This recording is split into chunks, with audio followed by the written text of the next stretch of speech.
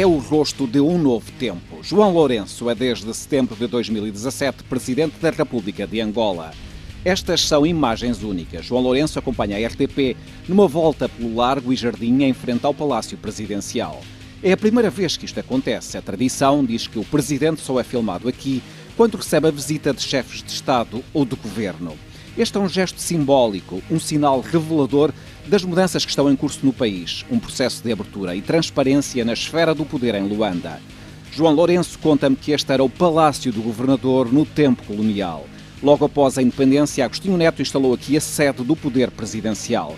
Mais tarde, o edifício sofreu obras profundas e hoje trabalham aqui em permanência cerca de 600 pessoas.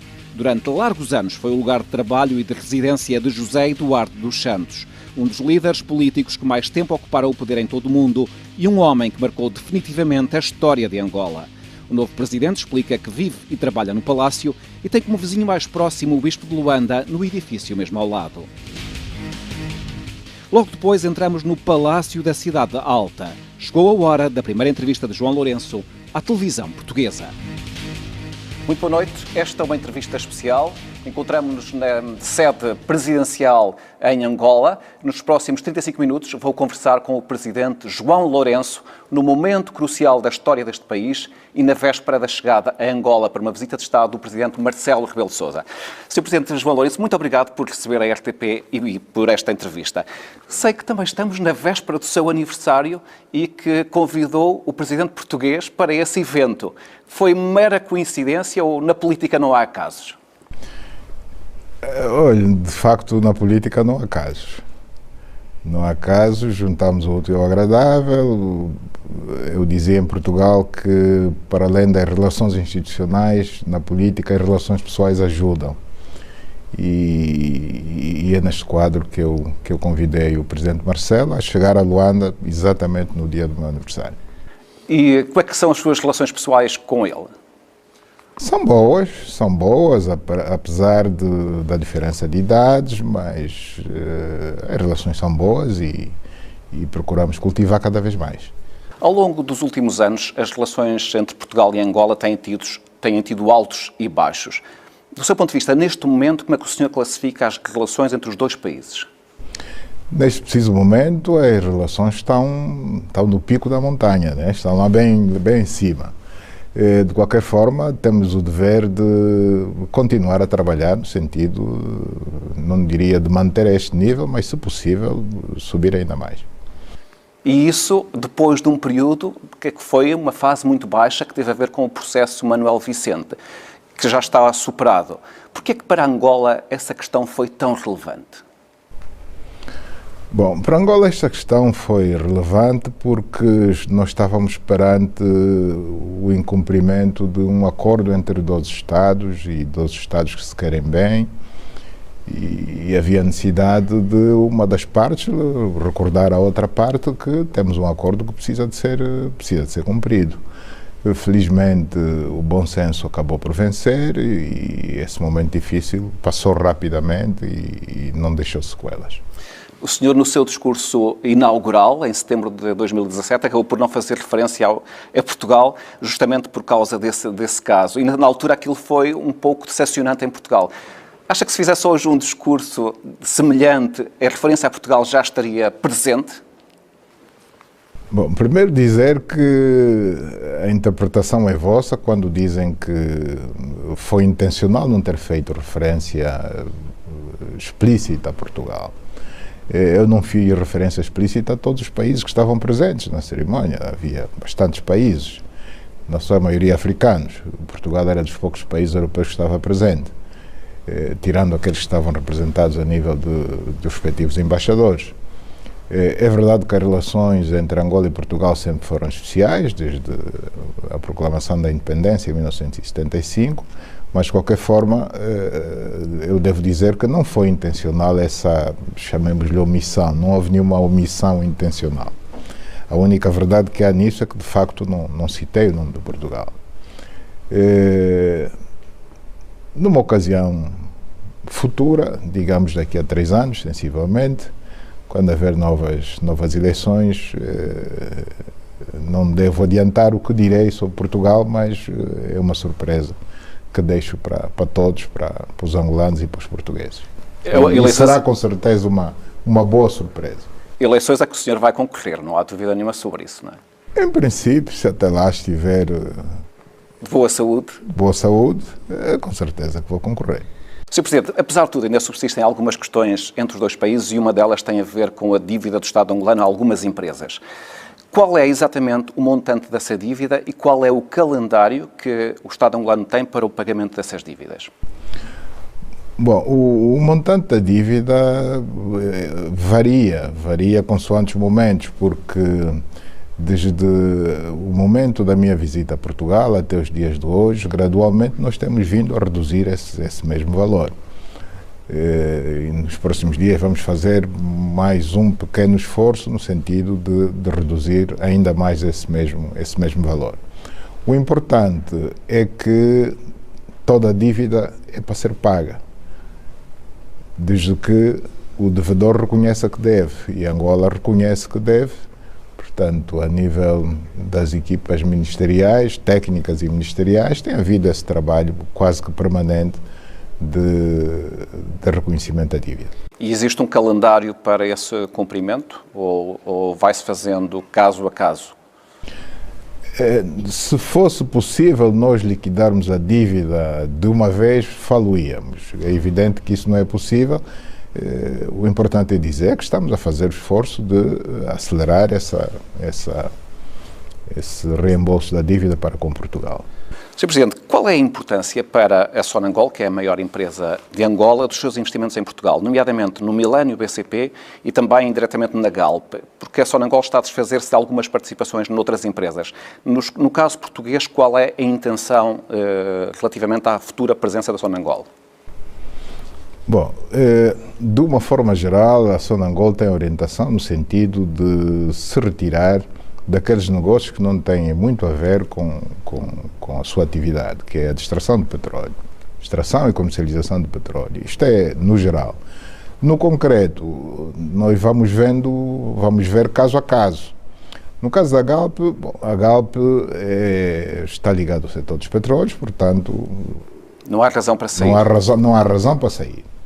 E a explicação é essa, portanto, é um tipo negócio de atividade que faz parte do mesmo negócio. Portanto, a Galp não se põe. Com relação ao banco, ao BCP, eu reitero o que disse em Portugal, portanto, em princípio, vamos nos manter no BCP. É considerada uma participação estratégica? Eu disse isso em Portugal no fim da minha visita de Estado a Portugal. Em que outras áreas é que o senhor conta com o investimento português ou com o apoio português aqui em Angola? Ou que gostava que fosse reforçado? Nós gostaríamos de ver maior presença do empresariado português na agricultura, nas indústrias, na indústria transformadora, portanto, nas várias indústrias, não especificamente na indústria extrativa, mas sobretudo na indústria transformadora, no turismo, sobretudo nessas áreas. Uhum. Uma das áreas em que Angola pediu recentemente também o apoio de Portugal foi naquilo que tem a ver com o possível repatriamento do dinheiro angolano que tenha saído ilegalmente de Angola. Que tipo de apoio é que Portugal pode dar? E também lhe perguntava se tem ideia, existe uma estimativa de qual será o montante desse dinheiro que saiu ilegalmente do país? Nós tratamos desta matéria quando da minha visita a Portugal, particularmente com o Primeiro-Ministro António Costa, que se comprometeu a ajudar-nos na medida do possível e nos moldes que nós acordamos. Portanto, quanto aos valores, preferimos não nos abrir por enquanto e, na devida altura, a opinião pública tomará conhecimento. Sr. Presidente, por que é que o senhor elegeu o combate à corrupção como a prioridade do seu governo e do seu mandato? Não fui eu quem elegeu. Quem elegeu foi o meu partido. Portanto, uma das questões fundamentais que o MPLA defendeu durante a campanha uma das promessas, um dos compromissos que o partido assumiu perante os eleitores e, consequentemente, perante os angolanos, foi precisamente a necessidade urgente de combate à corrupção. Isso tinha que haver alguma razão. Portanto, não foi por mero acaso que, na sua agenda eleitoral, o MPLA escolheu o combate à corrupção como prioritário. É que concluiu-se na altura que os níveis de corrupção no nosso país tinham atingido níveis insustentáveis. Era preciso fazer-se alguma coisa, sob pena de afugentar o investimento privado estrangeiro, tão necessário para o desenvolvimento do nosso país. Portanto, eu, como bom soldado, o que estou simplesmente a fazer é cumprir aquilo que o meu partido me orientou a fazer. O senhor não acha que este é um combate de um homem só, é um combate do partido e é um combate que também tem o apoio das Forças Armadas, por exemplo? Não há um envolvimento nacional no combate à corrupção? Sim, este combate é um combate de todos, embora a iniciativa tenha sido do partido pelo qual me elegi, né? Portanto fui candidato do MPLA. Este é um combate do MPLA, é um combate de praticamente toda a sociedade. Portanto, toda a sociedade está envolvida. Várias instituições estão envolvidas, a sociedade civil, sim, particularmente a Justiça. A sociedade civil está envolvida e tem colaborado naquilo que lhe compete. E é uma questão de tempo, eu penso que temos a garantia de que esta batalha será vitoriosa. Mas o senhor ficou surpreendido com a dimensão da corrupção no aparelho de Estado? Ou era uma ideia que já tinha antes de chegar à presidência? Bom, é preciso que se diga que eu não sou alguém vindo de outro país, de outro planeta, de outro partido político. Eu sou parte do sistema. Cresci dentro do MPLA e, portanto, muito antes de vir cá parar a presidência da República, acompanhei tudo que foi sendo feito de bom e de mal pelo partido, pelo meu próprio partido. Portanto, não foi nenhuma surpresa, para dizer que não foi nenhuma surpresa. A única diferença é que, posto cá, acabei por ter a oportunidade de ter a dimensão real do quanto a corrupção em Angola representava. O senhor sabe que este combate mexe com interesses instalados. Chegou a falar no vespeiro. Está, digamos, convencido que é um combate que tem condições de vencer? Eu estou convencido que sim, que caso contrário já teria desistido.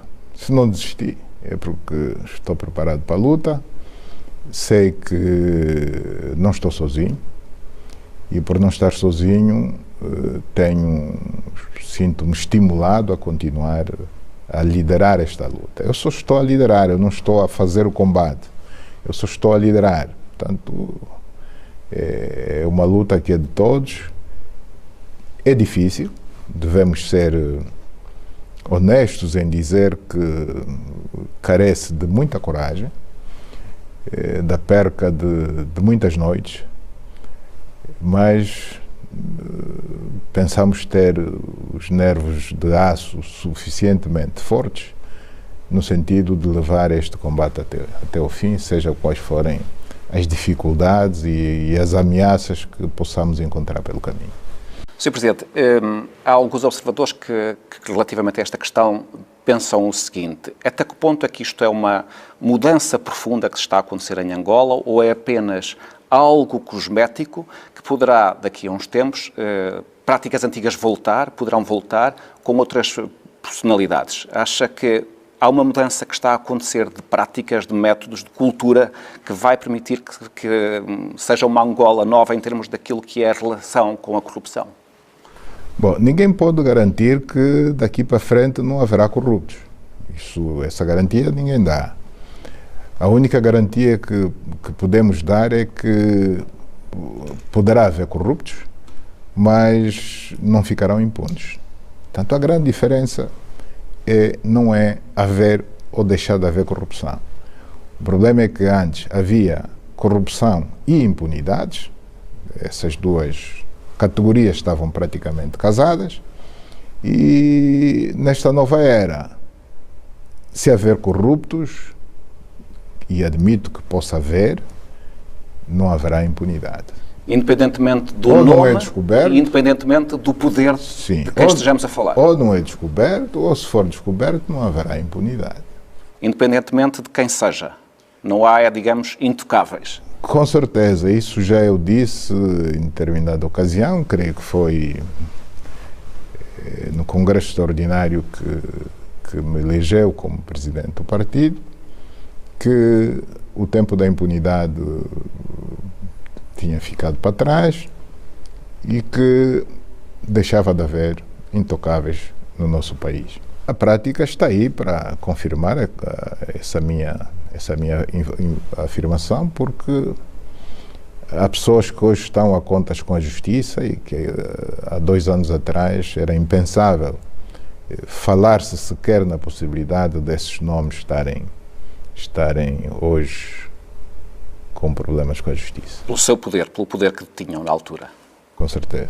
Nos primeiros meses do seu mandato, o senhor afastou Isabel dos Santos da Sonangol. O seu irmão, Filomeno dos Santos, foi exonerado do Fundo Soberano de Angola e uma outra irmã foi afastada da gestão de um dos canais da TPA. O senhor não receia que o acusem de estar a ajustar contas ou a perseguir a família do antigo presidente? Bom, essas pessoas têm outros irmãos. Não são só 3 irmãos. Por que razão é que as medidas que acabou de citar, que foram tomadas contra eles, foram tomadas só contra esses 3? Não é perseguição a ninguém. E seria perseguição se os tocados fossem apenas eles. Mas há outras individualidades, outras figuras públicas, pessoas de peso, ministros. Generais? Esses não eram ministros, não eram generais. Então, se toca em ministros, se toca em generais, não se toca em cidadãos que, mesmo sendo filhos de quem são, não deixam de ser cidadãos comuns? Eu acho que a afirmação de que é uma perseguição à família do ex-presidente não colhe. Sr. Presidente, e admite que o anterior Presidente, quando terminar o seu período de imunidade, possa também vir a ter que prestar contas à Justiça, se houver elementos para isso? Eu não sei, porque eu não sou o Procurador-Geral da República. O Ministério Público, regra geral, é quem, se tiver elementos, se tiver razões para tal, acaba por abrir processos contra os cidadãos. Como é que encontrou o país quando chegou aqui à presidência em termos económicos e financeiros em setembro de 2017? Bom, devo dizer que não encontrei bem. O país não tinha saúde financeira. Aliás, estava em pré-bancarrota? Aliás, estávamos... Talvez não. A expressão bancarrota tem um significado. Talvez não tivéssemos chegado a esse ponto. Não chegamos, com certeza, mas... estávamos num período de crise devido à falta da diversificação da nossa economia. O país tem pouca produção de bens exportáveis, portanto, de bens que possam angariar divisas. O petróleo vale cerca de 70% a 80% das exportações de Angola. Mais do que isso. Quase 90%? Quase 90%. E, portanto, isto é uma situação complicada. Porque cria uma grande dependência, não é? Cria uma grande dependência. Da oscilação dos preços do petróleo. E a luta que estamos a fazer neste momento é precisamente procurar diversificar a economia, criando um ambiente de negócios favorável ao investimento privado, quer nacional, quer estrangeiro, no sentido de desenvolvermos outras áreas da nossa economia para além do setor petrolífero. E ao fim de quase ano e meio de exercício, o senhor já tem resultados para apresentar, para nos dizer que a economia está hoje mais diversificada ou foram lançadas as sementes para estar mais diversificada no futuro? Isto ainda não é um trabalho acabado. Não posso dizer que a economia não seria correto dizer-se que a economia hoje já está mais diversificada, mas digamos que o caminho é este, o ambiente propício ao investimento está aí, foi criado em tempo recorde, em pouco mais de um ano. Combatemos os monopólios, estamos a fomentar, digamos, a concorrência entre as empresas, e com este novo ambiente temos a garantia de que é uma questão de tempo vamos aumentar a cota do setor não petrolífero na economia nacional. E de novo, aí será sobretudo a agricultura e a indústria as grandes apostas do governo angolano? Ou teremos outras áreas? A agricultura, a indústria, as pescas, o turismo, sobretudo essas quatro que produzem riqueza, produzem emprego, portanto dão emprego e sobretudo produzem, digamos, produtos de exportação que podem pesar na capacidade de geração de divisas. Sr. Presidente, e quando é que isso, do seu ponto de vista, terá um reflexo direto na vida das pessoas, nomeadamente em termos de melhores condições de vida, de mais emprego, de um custo de vida mais moderado? Quando é que acha que os angolanos poderão ter melhores condições face à nova situação económica que o senhor quer pôr em prática? Bom, isto vai acontecendo e as próprias pessoas vão sentir proximamente que as medidas que foram tomadas neste período de pouco mais de um ano e 5 meses, vão começar a surtir efeitos. Deixa-me dizer, por exemplo, que nos últimos anos o acesso à função pública estava praticamente congelado. E nós abrimos concursos de ingresso na função pública, nomeadamente em 2 setores importantes da vida da área social, a educação e a saúde. Mais professores e mais médicos, mais enfermeiros. Portanto, foram pelo menos 20 mil professores que ingressaram o ano passado, pelo menos 20 mil, alguns na área da saúde. Portanto, só isso é um sinal evidente de que alguma coisa mudou. Portanto, não estamos como estávamos antes, em que o principal empregador, que é o Estado, tinha, portanto, encerrado as portas aos potenciais candidatos a emprego na função pública. O acordo que o Estado angolano fez com o FMI não implica medidas de austeridade que tenham efeitos, por exemplo, na organização do Estado, do género ter que reduzir o número de pessoas ou um outro tipo de medidas, ou não aumentar os salários? Essas medidas de austeridade que muitas vezes estão associadas a planos do FMI não vão acontecer em Angola ou vão acontecer? Não vão acontecer em Angola pela simples razão de que este programa não é do FMI. Este programa é do Executivo angolano e que o FMI abraçou e entendeu apoiar. Através da assistência financeira. Através da assistência financeira e não só, financeira e técnica. Técnica também. Técnica também. E por esta razão, todas as medidas de austeridade que existem foram autoimpostas. Ou seja, é o próprio Executivo angolano quem, mesmo antes de chamar o FMI, autoimpôs e acabou por depois merecer, digamos, o aval do credor, que neste caso o FMI. O FMI. Em dezembro passado, portanto há cerca de 2 meses, relatórios das Nações Unidas, nomeadamente da Unicef, revelaram que metade da população de Angola vive em situação de pobreza e larga maioria das crianças não têm ou habitação adequada, ou alimentação, ou a saúde adequadas. Como é que o seu governo vê este problema e vai enfrentá-lo?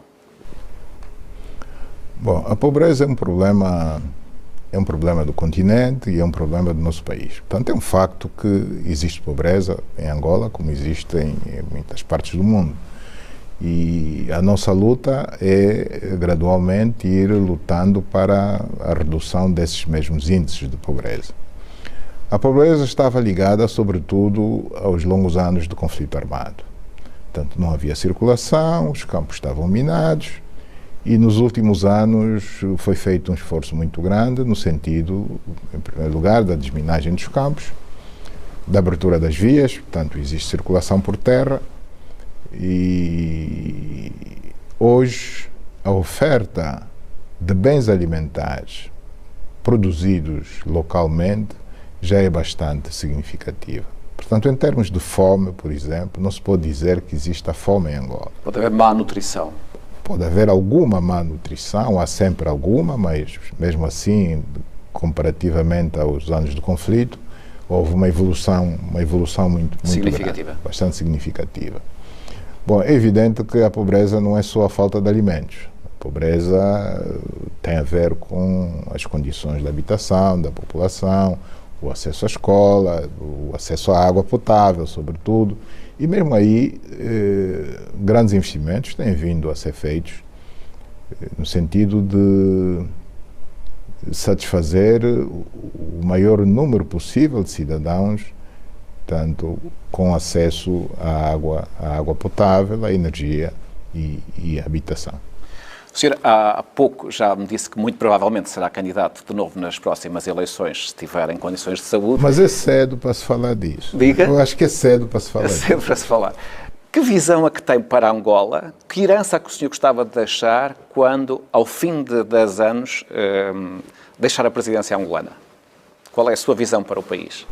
O sonho de qualquer líder é fazer bem aos cidadãos do país em que ele é presidente. Portanto, este é o sonho de qualquer chefe de Estado. Portanto, melhorar as condições de vida, de uma forma geral, dos cidadãos. Não apenas o material é importante, como o espiritual também, os direitos e as liberdades dos cidadãos, deixá-las a um nível o mais alto possível. Portanto, que os cidadãos tenham mais acesso à imprensa, mais liberdade de expressão, mais liberdade de manifestação, o que já está a acontecer. Isso para si é um ponto crucial do seu exercício. Não é tabu, sim, é crucial. Não é tabu hoje alguém organizar uma manifestação pública, não é considerado crime.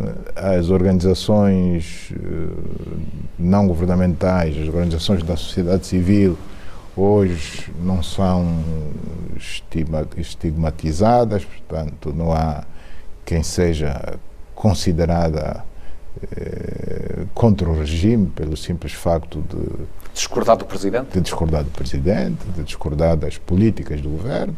Portanto, também nesse aspecto, o nosso sonho, e não só sonho, na prática temos já trabalhado no sentido de atingir esse objetivo. Os direitos e as liberdades fundamentais dos cidadãos estão a ser respeitados. Bom, e obviamente, do ponto de vista material, todos os outros direitos, a habitação, o emprego, a saúde, a água potável, a energia, é uma luta de todos os dias.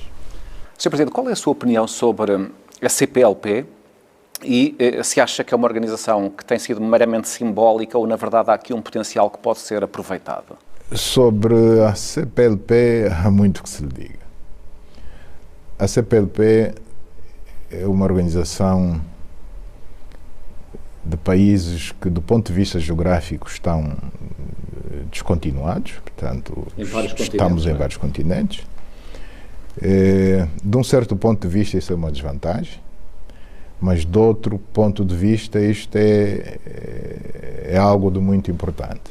Significa dizer que a organização tem uma dimensão internacional. Estamos em todo o mundo, praticamente. Estamos nos 5 continentes. O que é que tem sido feito em prol dos povos e dos países que integram esta organização? Eu acredito que pouco. Temos privilegiado, sobretudo, questões de ordem histórica, de ordem cultural, de ordem linguística, e pouco de ordem económica, sobretudo de cooperação económica. Portanto, esta é uma parte que está em falta, mas ainda vamos a tempo de prestar atenção a ela. Sr. Presidente, eu devo assumir Angola, devo assumir a presidência dentro de um ano, depois de Cabo Verde, não é? E será esse o seu impulso? E vamos ver o que fazemos. Sei que o senhor é um praticante de desporto, que gosta bastante de desporto e também gosta de xadrez. Há alguma coisa... Também é desporto. Também é desporto de outra natureza. Há alguma coisa na estratégia do xadrez que seja importante para o exercício político? Prever as jogadas do adversário. Pelo menos esse aspecto é importante. E quanto mais jogadas antecipadas do adversário você conseguir prever, melhor defesa podes preparar para derrubar o adversário. Portanto, pelo menos nisso é extremamente importante. Há algum líder político, nacional, angolano ou internacional, que seja uma inspiração para si? Eu não gosto muito de falar de pessoas sob pena de omitir outros. Portanto, apenas um é um bocado perigoso. Mas pode dizer 2 ou 3. Quem são assim as suas referências quando pensa num líder político que seja, cujo percurso tenha inspirado o seu próprio percurso? Bom, em primeiro lugar, a nível nacional, Agostinho Neto. Um dos fundadores. Fundador da nação. Que passou pelo que passou, por todas as vicissitudes da vida e conseguiu, portanto, liderar o seu povo para a independência. Para a independência. Digamos que foi o Moisés de Angola, não é? O Moisés de Angola que levou, digamos, o seu povo à terra prometida. Internacionalmente, corro o risco de discriminar alguém, mas há uns quantos líderes políticos que merecem o meu respeito, a minha consideração, nomeadamente aqui a nível africano, para além daqueles tradicionais pais da independência dos anos 60 e que são muitos, não é? São bastantes, pelo menos 5 ou 6. Mais recentemente, Nelson Mandela, pela coragem que teve pela capacidade que teve de perdão. Para mim, o grande mérito dele foi mais este. A capacidade de perdão que não é usual nos políticos. Nós virmos, se olharmos para a história, o povo judeu sofreu bastante durante o Holocausto e Israel persegue os seus algozes, persegue os nazis e colaboradores dos nazis até hoje, passados mais de 50 anos. E Nelson Mandela orientou o seu povo a não perseguir ninguém, antes pelo contrário. A fazer a paz, a perdoar aqueles que fizeram mal ao povo. Não a ele como pessoa, individualmente falando, mas que fizeram mal ao povo sul-africano de uma forma geral. Portanto, esta capacidade de perdão deve ser reconhecida, aliás, está sendo reconhecida universalmente. As próprias Nações Unidas criaram um dia dedicado a Nelson Mandela, portanto, por alguma razão, o fizeram. Uma última questão, Sr. Presidente. O que é que o motiva cada dia que o senhor entra aqui neste palácio, no seu gabinete, para mais um dia de trabalho? Qual é a motivação principal que o leva a exercer politicamente este lugar de Presidente? Bom, a minha principal motivação é servir cada vez mais e melhor o povo angolano. Portanto, é o povo angolano que me colocou neste lugar com uma missão muito clara, a de governar o país, levar o país a bom porto.